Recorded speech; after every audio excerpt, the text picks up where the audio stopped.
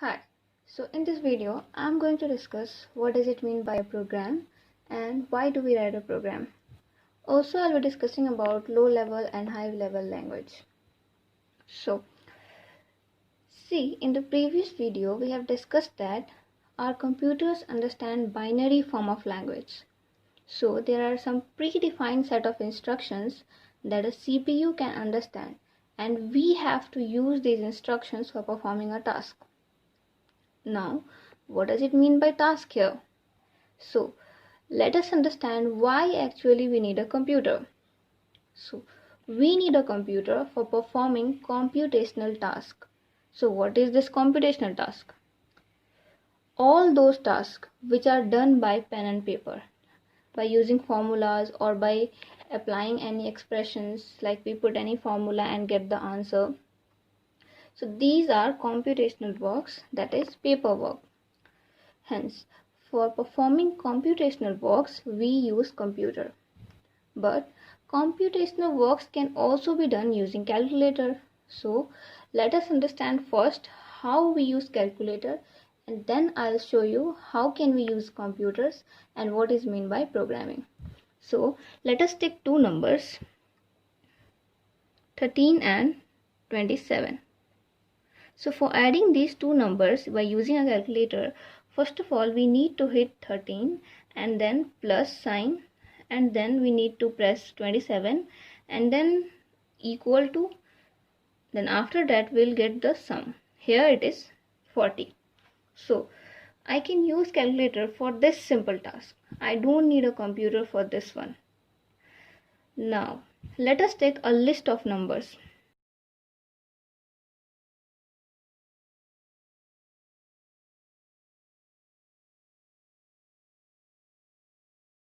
Now, let us take these numbers for calculating average by using a calculator.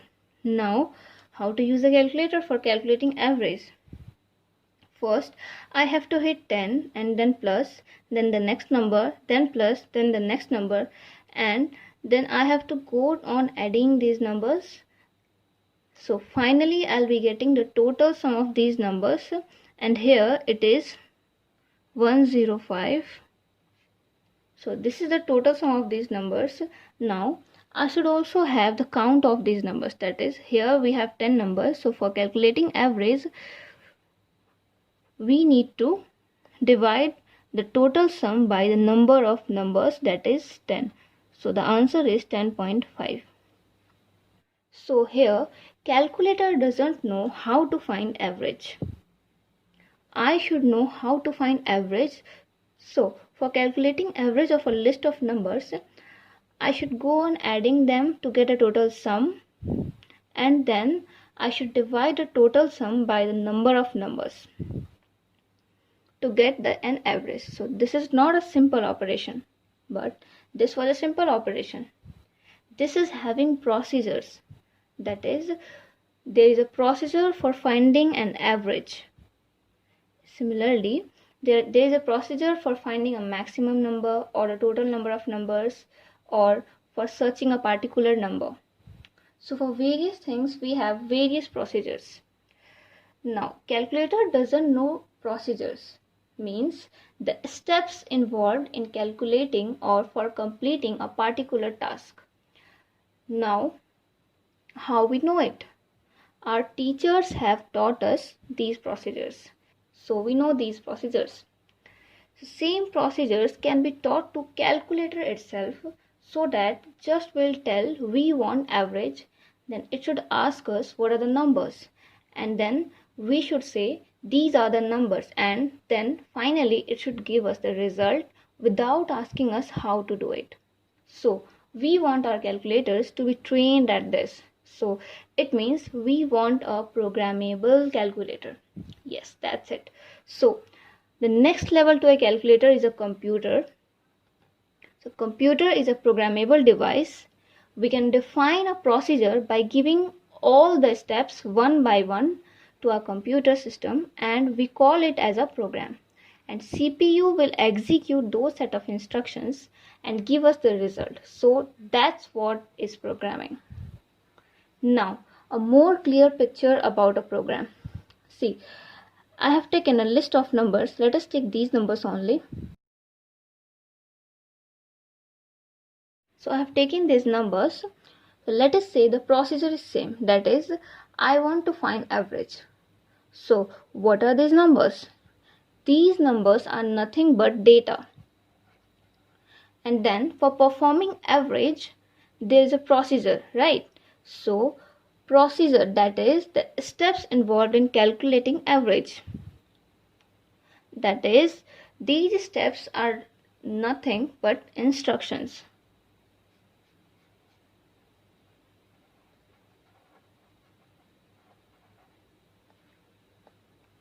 So there are two things now, data and instructions upon data. So a program is nothing but a collection of data and a set of operations or instructions upon the data. So we have to focus only on two things in a program, that is, what is the data we have and what do we want to do with that data. See, without data, there is no need of instructions, right? That is, instructions are useless. And if you just have data and no instructions, then you don't know the result. So there are two important parts of a program which we have to be focused upon, and those are data and the set of instructions upon those data. Now we have to learn how to represent our data and also how to write the instructions upon those data that will execute data to get the result. So this is what learning programming.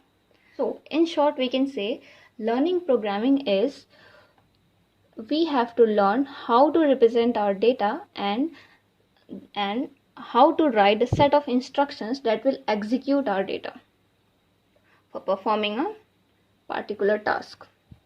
Now, for learning programming, you must always know procedures.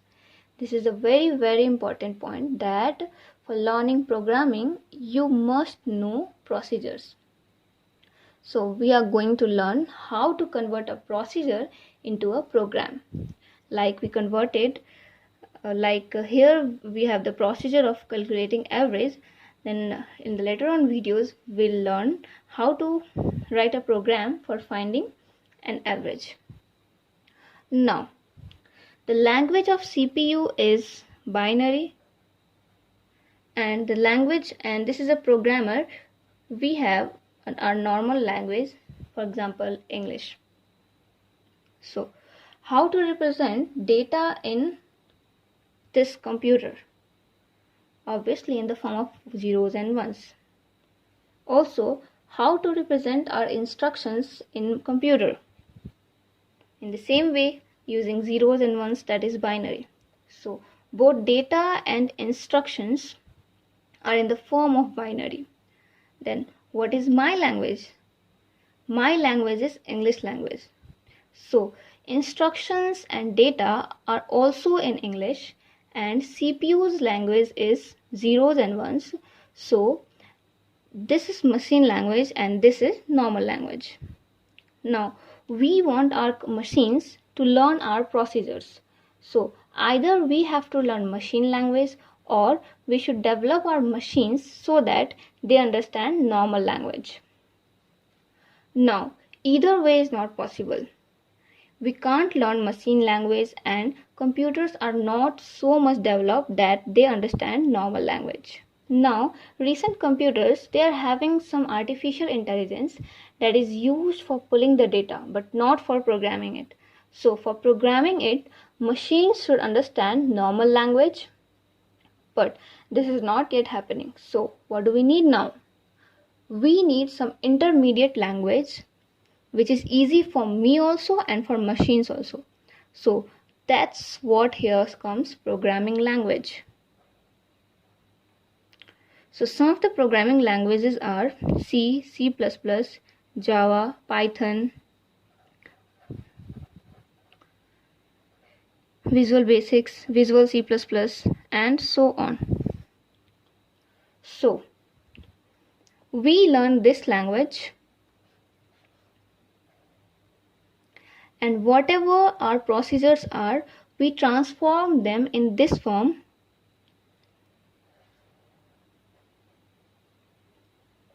And these languages will help us to transform our procedures into machine language. So from normal language to programming language and from programming language to machine language, translation is done. This translation is not there. We have to learn it. If that translation is available, then anybody can do programming. Just you say it will be a program. So we have to learn programming language and write our procedures in that language. Then from this programming language, there is something called compilers and interpreters,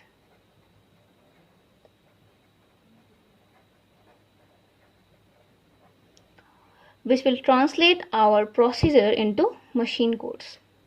So this is how programming languages are useful for writing programs. So that's all about what is a program and why do we need a program. So let us revise these things very quickly. So I started with a calculator. Calculator is not a programmable device. Now we want our machines to know the procedures, just will give the data and will not know the procedure. For that we need a language so that we can write a program. So what a program will contain?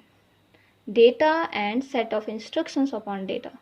But this has to be written in machine language and we don't know machine language. So we introduce some intermediate language, that is programming language, which will translate our procedures into machine language that is understandable by CPU.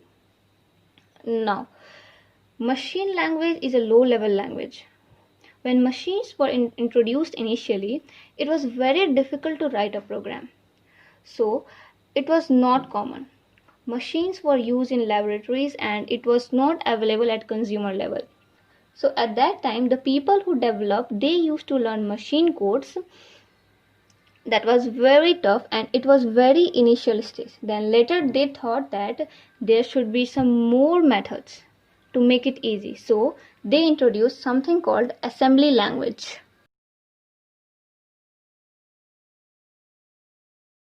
Now the assembly language was little easier than machine language. Assembly language can be learned for writing the programs.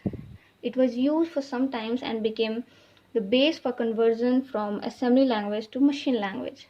Still, assembly language is a low level language because it is very difficult for learning. So assembly language also comes under low level language.